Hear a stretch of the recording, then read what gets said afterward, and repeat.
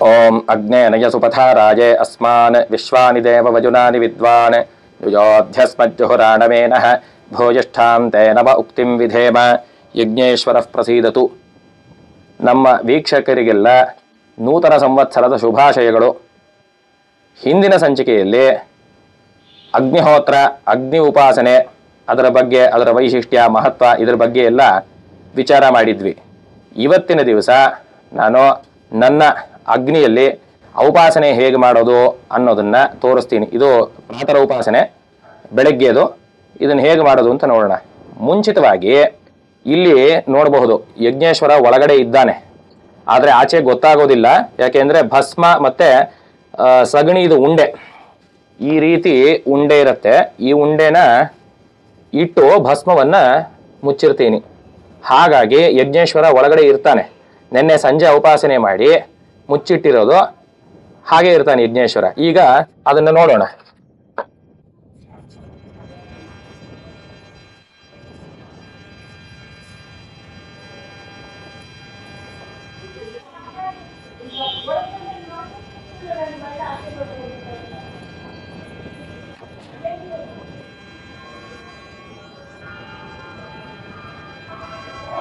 ಈಗ ನೋಡಬಹುದು, ಭಸ್ಮವೆಲ್ಲ ಸರಿಸಿದ ಮೇಲೆ ಇಲ್ಲಿ ಒಳಗಡೆ ಯಜ್ಞೇಶ್ವರ ಇದ್ದಾನೆ. ಈಗ ಉಪಾಸನೆಯನ್ನು ಮಾಡೋದಕ್ಕೆ ಮುಂಚೆ ಏನೇನು ದ್ರವ್ಯಗಳು ಬೇಕು ಪ್ರತಿನಿತ್ಯದಲ್ಲಿ ಅಂದರೆ, ಒಂದಷ್ಟು ಸೌದೆ, ಇದು ಜಾಸ್ತಿ ಇದೆ, ಇಷ್ಟು ಬೇಕಾಗಿಲ್ಲ, ಒಂದು 4 ಸೌದೆ ಆದರೆ ಸಾಕು. ಒಂದು 2 ನಾರಿನ ಗುಂಜು, ಮತ್ತು ಒಂದು ಸವೆತ್ತು ಉಪಸ್ಥಾನ ಮಾಡೋದಕ್ಕೆ, ಮತ್ತು ತುಪ್ಪ, ಆಮೇಲೆ ಅಕ್ಷತೆ, ಇದು ನೀರು, ಹೋಮ ಮಾಡೋದಕ್ಕೆ ತೊಳೆದಿಟ್ಟಿರುವಂಥ ಅಕ್ಕಿ. ಈಗ ಉಪಾಸನೆಯನ್ನು ಪ್ರಾರಂಭ ಮಾಡ್ತೀನಿ. ಇದರಲ್ಲಿ ಏನೇನಿರುತ್ತೆ ಪ್ರೊಸೀಜರು ಅಂದರೆ, ಮೊದಲಿಗೆ 2 ಆಚಮನವನ್ನು ಮಾಡಿ ಪ್ರಾಣಾಯಾಮ ಮಾಡಿ ಪ್ರಾತಃ ಉಪಾಸನಂ ತಂಡುಲೈರ್ ಹೋಷ್ಯಾಮಿ ಅಂತ ಸಂಕಲ್ಪವನ್ನು ಮಾಡಿಕೊಂಡು, ಅಂದರೆ ಅಕ್ಕಿಯಲ್ಲಿ ಮಾಡೋದ್ರಿಂದ ತಂಡುಲೈರ್ ಹೋಷ್ಯಾಮಿ ಅಂತ ಸಂಕಲ್ಪವನ್ನು ಮಾಡಿಕೊಂಡು ಅಗ್ನಿಯನ್ನು ಪ್ರಜ್ವಲನೆ ಮಾಡಿ ಇಟ್ಕೊಂಡಿರ್ತೀನಿ ಮುಂಚಿತವಾಗಿ. ಆ ಅಗ್ನಿಯಲ್ಲಿ ಅಗ್ನಿ ಧ್ಯಾನವನ್ನು ಮಾಡಬೇಕು ಮುಂಚಿತವಾಗಿ. ಆಮೇಲೆ ಗಾಯತ್ರಿ ಮಂತ್ರದಿಂದ ಅಭಿಮಂತ್ರಿತವಾಗಿರೋ ನೀರನ್ನು ಸುತ್ತಲೂ ನೀರಿಂದ ಒರೆಸ್ಕೊಂಡು ಶುದ್ಧ ಮಾಡ್ಕೋಬೇಕು ಅಗ್ನಿಗೆ ಸುತ್ತಲೂ. ಅದಾದ ಮೇಲೆ ಅಕ್ಷತೆಯಿಂದ ಅಲಂಕರಣ 8 ದಿಕ್ಕಲ್ಲಿ ಅಗ್ನಿಗೆ. ಅದಾದ ಮೇಲೆ ಈ ಪರಿಸ್ತರಣ, ಇದನ್ನು ಪರಿಸ್ತರಣ ಅಂತ ಹೇಳ್ತೀವಿ, ಈ ದರ್ಭೆಯನ್ನು, ಇದನ್ನು ಸುತ್ತಲೂ ಹಾಕೋದು ಪರಿಸ್ತರಣವನ್ನು. ಪರಿಸ್ತರಣವನ್ನು ಹಾಕಿ ಆದಮೇಲೆ ಪರಿಶೇಚನವನ್ನು ಮಾಡೋದು ಅಗ್ನಿಗೆ ನೀರಿಂದ. ಪರಿಶೇಚನವನ್ನು ಮಾಡಿ ಆದಮೇಲೆ ಪ್ರಧಾನ ಆಹುತಿಗಳು, 2 ಆಹುತಿಗಳಷ್ಟೇ ಹೋಮ. ಆ ಹೋಮ ಆದಮೇಲೆ ಮತ್ತೆ ಉತ್ತರ ಪರಿಶೇಚನವಾದ ಮೇಲೆ ಸಮಿತ್ತನ್ನು ತುಪ್ಪದಲ್ಲಿ ಅದ್ದಿ ಅಗ್ನಿಯಲ್ಲಿ ಹೋಮವನ್ನು ಮಾಡಿ ಉಪಸ್ಥಾನ ಮಾಡ್ತೀನಿ ಅಂತ ಹೇಳಿ ನಿಂತುಕೊಂಡು ಅಗ್ನಿಗೆ ಉಪಸ್ಥಾನವನ್ನು ಮಾಡೋದು. ಉಪಸ್ಥಾನ ಅಂದರೆ ನಾವು ಸಂಧ್ಯಾವಂದನೆಯಲ್ಲಿ ಹೇಗೆ ಮಾಡ್ತೀವೋ ಹಾಗೆ ಇಲ್ಲಿ ಅಗ್ನಿ ಪ್ರಾರ್ಥನಾ ರೂಪವಾದ ಅಗ್ನಿಯನ್ನು ಪ್ರಶಂಸೆ ಮಾಡುವಂಥ ಮಂತ್ರಗಳು, 6 ಮಂತ್ರಗಳು. ಆ ಮಂತ್ರಗಳನ್ನ ಉಪಸ್ಥಾನ ಮಾಡಿ ಆದಮೇಲೆ ಕರ್ಮ ಸಮಾಪ್ತಿ ಮಾಡೋದು ಅಕ್ಷತೆ ನೀರು ಬಿಟ್ಟು.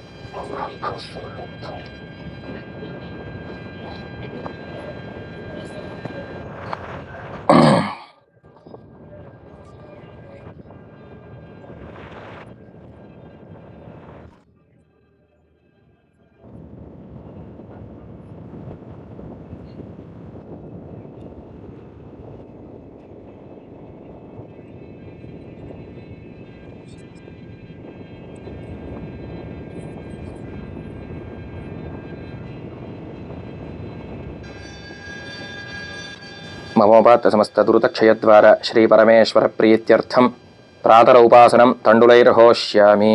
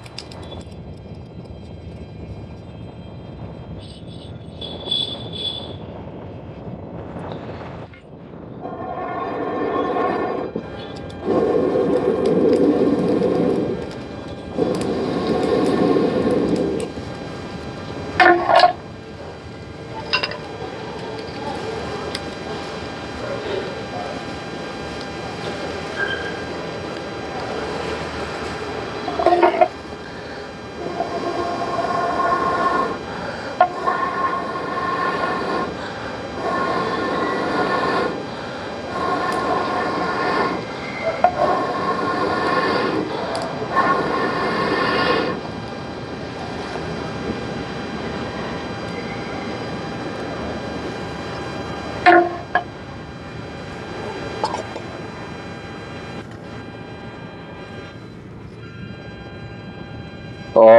चत्वारि शृंगात्रजो अस्य पादाद्वे शीर्षे सप्तहस्तासो अस्य त्रिधा बद्धो वृषभोरो रवीति महो देवो मर्त्यागुम् आविवेश अग्निं ध्यायामि।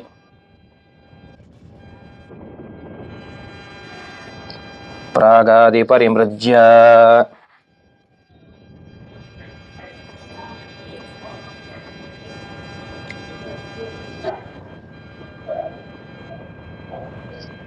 अग्नये नमः हुतवहाय नमः हुताशिने नमः कृष्णवर्त्मने नमः देवमुखाय नमः सप्तजिह्वाय नमः वैश्वानराय नमः जातवेदसे नमः अलङ्कृत्य परिस्तीर्य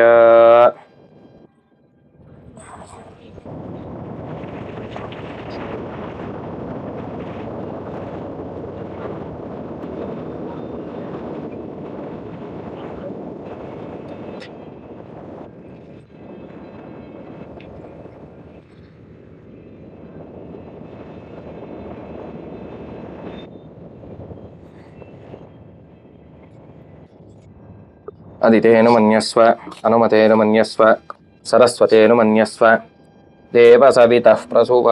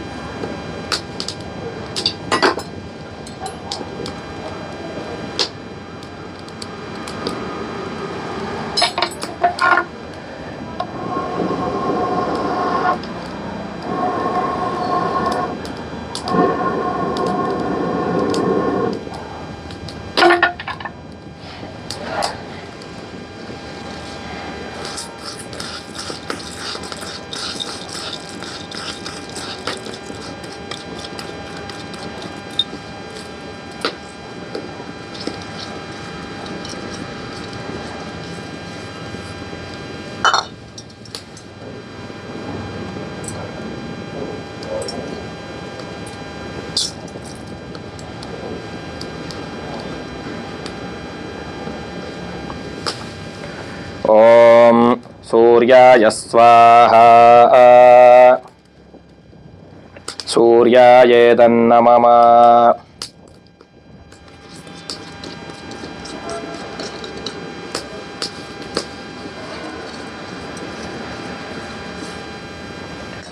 ओम अग्नये स्विष्टाकृते स्वाहा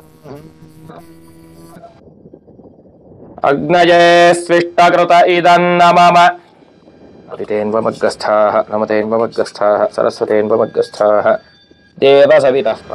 ನಾನು ಹೋಮದ ಮಧ್ಯೆ ಮಾತಾಡಬಾರ್ದು ಅಂತ ಹೇಳಿ ಆಹುತಿಗಳು ಮಾಡಬೇಕಾದ್ರೆ ಮಾತಾಡಿಲ್ಲ. ಇಲ್ಲಿ ಎರಡು ಆಹುತಿಗಳು ಕೊಟ್ಟನಲ್ಲ, ಇದು ಪ್ರಾತರ ಉಪಾಸನೆ ಆಗಿರೋದ್ರಿಂದ ಮೊದಲನೇದು ಸೂರ್ಯಾಯ ಸ್ವಾಹ, ಎರಡನೇದು ಅಗ್ನೇಯ ಸ್ವಿಷ್ಟಕೃತೆಯ ಸ್ವಾಹ. ಋಗ್ವೇದಿಗಳಿಗಾದರೆ ಪ್ರಜಾಪತಿಯ ಸ್ವಾಹ ಅಂತ ಮಾಡ್ತಾರೆ ಎರಡನೇ ಆಹುತಿ.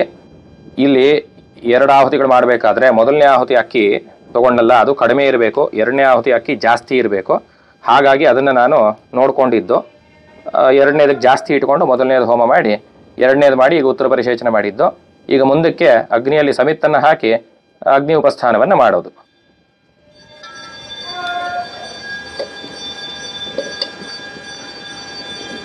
ಸ್ವಾಹ ಅಗ್ನೇರುಪಸ್ಥಾನಂ ಕರಿಷ್ಯೇ ತದೇಪದಂ ಸಮೂಢಮಸ್ಯ ಭಾಗಂ ಸುರೆ. ಓಂ ಅಗ್ನೇನಯ ಸುಪಥಾರಾಯೇ ಅಸ್ಮಾನ್ ವಿಶ್ವಾನಿ ದೇವ ವಜುನಾನಿ ವಿದ್ವಾನ್ ಯುಜೋಧ್ಯಸ್ಮಜ್ಜುಹುರಾಣಮೇನಃ ಭೂಯಿಷ್ಠಾಂ ತೇ ನಮ ಉಕ್ತಿಂ ವಿಧೇಮ ಪ್ರವಶುಕ್ರಾಯ ಭಾನವೇ ಭರಧ್ವಂ ಹವ್ಯಂ ಮತಿಂಜಾಗ್ನಯೇ ಸುಪೂತಂ ಯೋ ದೈವ್ಯಾನಿ ಮಾನುಷಾಜನೂಗುಂಷೇ ಅಂತರ್ವಿಶ್ವಾನಿ ವಿದ್ಮನಾಜಿಗಾತಿ अच्छागिरो मतजो देवजन्ति एहे अग्नीयन्ति द्रविणं भिक्षमाणाः सुसन्दृशकुं सुप्रतीकग्गस्वञ्चं हव्यवाहमरतिं मानुषाणाम् अग्नेत्वमस्मद्युजोऽध्यमेवाः अरग्नित्र अभ्यमन्तकृष्टीः पुनरस्पभ्यगुं सुविताय देव क्षां विश्वेभिरचरेभिर्यजत्र अग्ने त्वं वारजानव्यो अस्मान् स्वस्तिभिरति दुर्गाणि विश्वा पूश्च पृथ्वी बहुलान उर्वी भवातोकायतनयाज संयोः प्रकारमोमननामच्यमानाः देवद्रीचि इन्नयथ देवयन्तः दक्षिणावाड्वाजिनी प्राच्येति हविर्भरन्त्यग्नजे घृताची चतुस्सागरपर्यन्तं गो ब्राह्मणेभ्यः शुभं भवतु भार्गवत्यावनाप्तवान् अपूर्व जामदज्ञपञ्चार्षेय प्रवदान्वितश्रीवत्सगोत्र अपस्तम्भसूत्रः यजुःशाखाध्यायी फणिकान्तशर्मा अहं भो अभिवादये यस्य स्मृत्या च तपोहोपक्रियादिषु न्यूनं सम्पूर्णता ज्ञाति सद्यो वन्दे तपच्युतं मन्त्रहीनं क्रियाहीनं भक्तिहीनं हुताशन यद्धुतं मया देव परिपूर्णं तदस्तु मे अनेन प्रातर उपासनहोमेन भगवान् सर्वात्मकः यज्ञेश्वरः प्रीणातु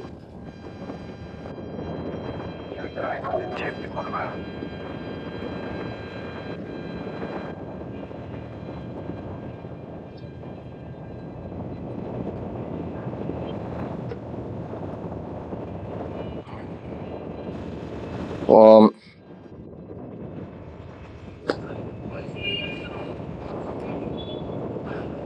बृहत्सामक्षत्रवृद्धवृष्णियं त्रिष्टुभोजशुभितमुग्रवीरम् इन्द्रस्तोमेन पञ्चदशेन मध्यमिदं वातेन सगरेण रक्ष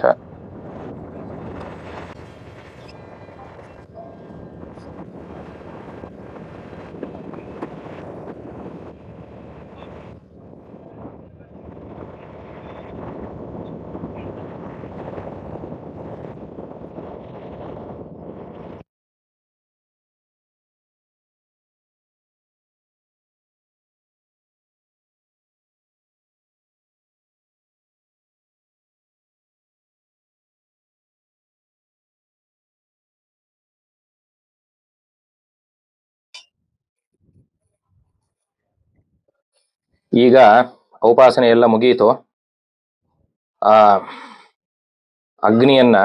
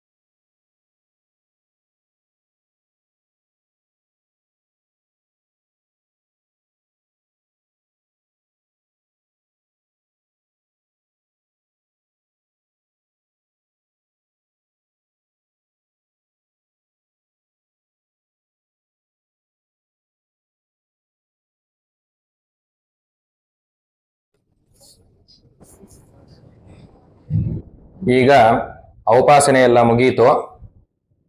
ಮುಂದಕ್ಕೆ ಅಗ್ನಿಯನ್ನು ಹೇಗೆ ಸಂರಕ್ಷಣೆ ಮಾಡಬೇಕು ಅನ್ನೋದನ್ನ ನೀವು ನೋಡ್ತಾ ಇದ್ದೀರಾ. ಅದಕ್ಕೇನು ಮಾಡ್ಬೇಕಂದ್ರೆ ಈ ಅಂಗಾರಗಳೆಲ್ಲ ಅಂದ್ರೆ ಈ ಕೆಂಡವೆಲ್ಲ ಏನಿದೆ ಸುತ್ತಲೂ ಅದನ್ನೆಲ್ಲ ಮಧ್ಯಕ್ಕೆ ತಗೋಬೇಕು.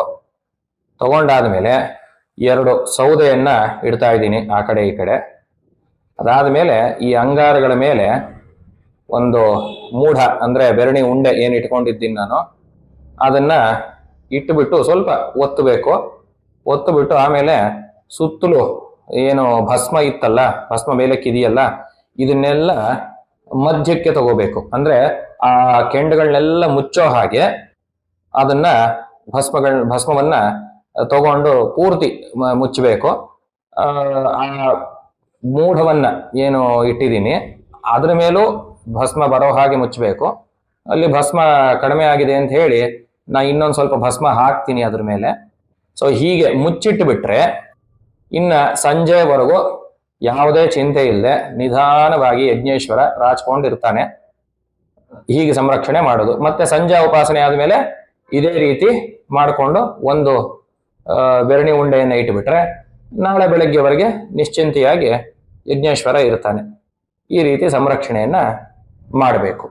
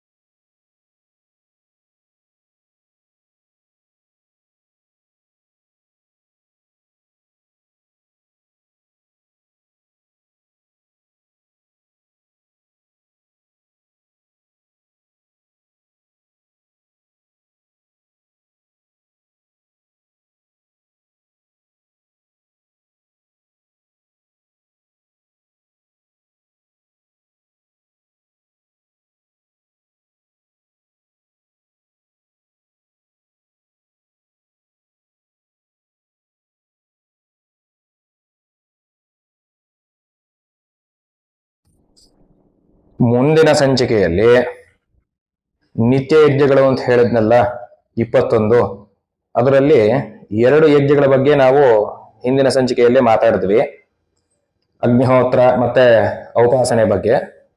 ಇನ್ನು ಮುಂದಿನ ಸಂಚಿಕೆಯಲ್ಲಿ ಇನ್ನು ಮಿಕ್ಕಿರೋ 19 ಯಜ್ಞಗಳ ಬಗ್ಗೆ ಸೂಕ್ಷ್ಮವಾಗಿ ತಿಳ್ಕೊಳ್ಳೋ ಪ್ರಯತ್ನವನ್ನ ಮಾಡೋಣ.